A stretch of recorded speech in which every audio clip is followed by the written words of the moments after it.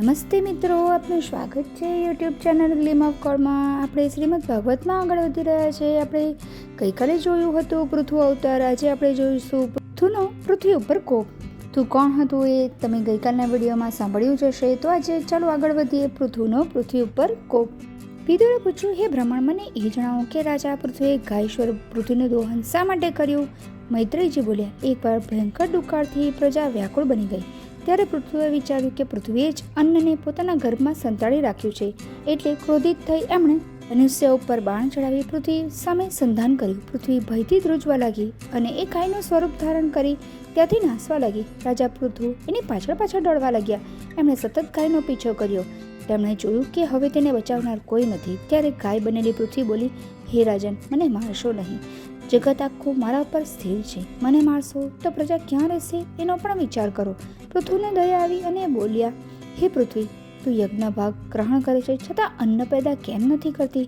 તે અન્નને તારા ઉદરમાં સંતાડી રાખ્યું છે.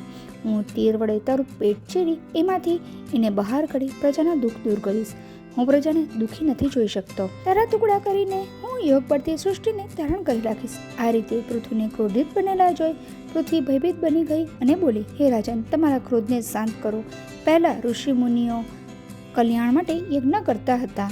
પૂર્વે પૃથ્વી ઉપર બ્રહ્માજીએ લોકોના પાલન પોષણ માટે જે ધાન્ય ઔષધિઓ ઉત્પન્ન કરી હતી તે ઔષધિઓને આજે નીચ લોકો ખાઈ રહ્યા છે. ચોર ડાકુ વધી ગયા છે. મારું પાલન તો દૂર રહ્યું. રાજાઓ મારું અપમાન કરી રહ્યા છે. જો હું ઔષધિઓને મારા ઉદયમાં સમય ન લેતી તો દુષ્ટો એને સમાપ્ત કરી નાખતા. તમે પહેલાં મને સમતલ બનાવો, ત્યારબાદ મને એક વાછરડું આપો જેના ઉપર હું મારી મમતા દોહડું. એ પછી તમે મને દોહવાનો પ્રયાસ કરો. આ સાંભળી રાજાએ ધનુષ્ય મૂકી દીધું અને સ્વયંભૂ મનુને વાછરડો કલ્પી એમણે પૃથ્વીરૂપી ગાયથી ઔષધિઓ દોહી. ત્યારબાદ દેવતાઓએ ઇન્દ્રને વાછરડું કલ્પી સોનાના પાત્રમાં અમૃતબળ રૂપી દૂધ દોહ્યું. ઋષિમુનિએ બ્રહ્માજીને વાછરડું કલ્પી ઇન્દ્રિય રૂપ પાત્રમાં વેદરૂપ દૂધ દોહ્યું. દૈત્યોએ પ્રહલાદને વાછરડું કલ્પી લોખંડના પાત્રમાં આસવ તથા સુરત દૂધ દોહ્યું. ગંધર્વો અને અપ્સરાઓએ વિશ્વાસુને વાછરડું કલ્પી કમળપત્રમાં વિદ્યા, સૌંદર્ય વગેરે દોહ્યું. પિતરોએ અર્યમાને વાછરડું કલ્પી માટીના પાત્રમાં પિતરોનું ભોજન દોહ્યું. સિદ્ધોએ કપિલને વાછરડું કલ્પી આકાશરૂપી પાત્રમાં 8 સિદ્ધિઓ દોહી. કિમ પુરુષોએ માયાવી મયદાનવને વાછરડું કલ્પી માયાઓ દોહી. યજ્ઞ રાક્ષસ વગેરે રુદ્રને વાછરડું કલ્પી ખોપરીમાં રક્ત દોહ્યું. તક્ષક નાગને સર્પ વગેરે વાછરડું કલ્પી મુખરૂપી પાત્રમાં વિષરૂપ દૂધ દોહ્યું. પશુઓએ શિવના નંદીને વાછરડું કલ્પી વનરૂપી પાત્રમાં ઘાસ દોહ્યું.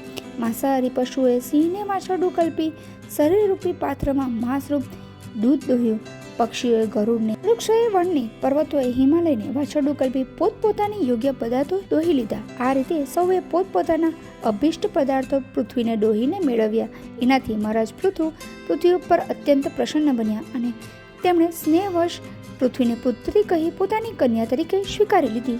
ત્યારબાદ પૃથ્વીએ બ્રહ્માવર્ત ક્ષેત્રમાં 100 અશ્વમેઘ યજ્ઞ કરવાનો સંકલ્પ કર્યો.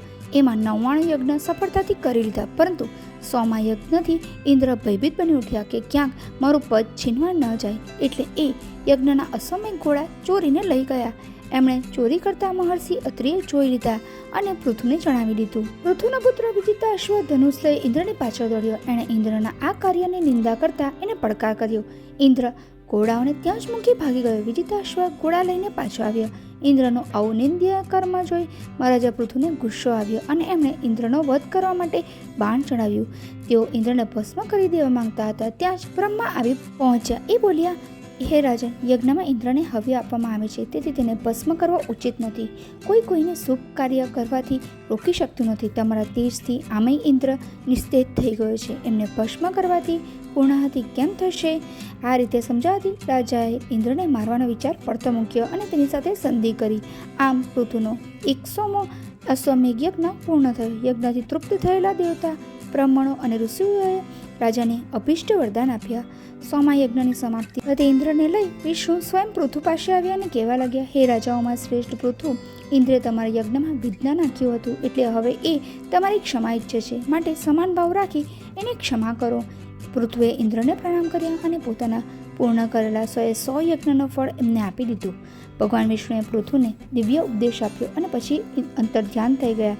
ઇન્દ્ર પૃથુના પરમ મિત્ર બની ગયા. ત્યારબાદ પૃથુ પોતાની નગરીમાં પાછા ફર્યા. ત્યારે નગરીને સુંદર રીતે શણગારવામાં આવી. બાલિકાઓ દહીં અક્ષત લઈ એમની સામે આવી.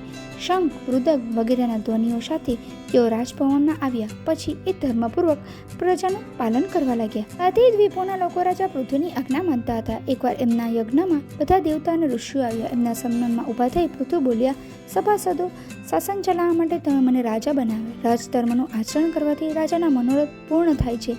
એનું પાલન ન કરનારો પ્રજાનું પાપ ભોગવે છે. તમે ભગવાનનું ભજન કરવા ધર્મનું પાલન કરો. હે દેવતાઓ, તમે મારી વાતનું અનુસરણ કરો, બ્રાહ્મણોનું સન્માન કરો. આ સાંભળી બધા દેવતાઓ બોલ્યા, રાજા, બ્રાહ્મણોને દંડ આપવાથી વૈનને નરક મળ્યું, પરંતુ તમે એનો ઉદ્ધાર કરી દો. તમે પરમ હરિભક્ત છો.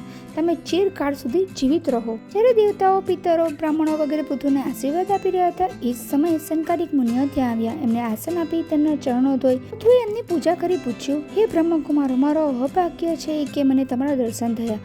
આપ મને જણાવો કે કયો ઉપાય કરવાથી મનુષ્યનું કલ્યાણ થાય. પ્રસન્ન બની સંકાદિક મુનિઓ બોલ્યા, હે રાજા પૃથુ, તમે સાંભળો. બધા શાસ્ત્રોએ માનવ કલ્યાણ માટે 2 માર્ગ બતાવ્યા છે.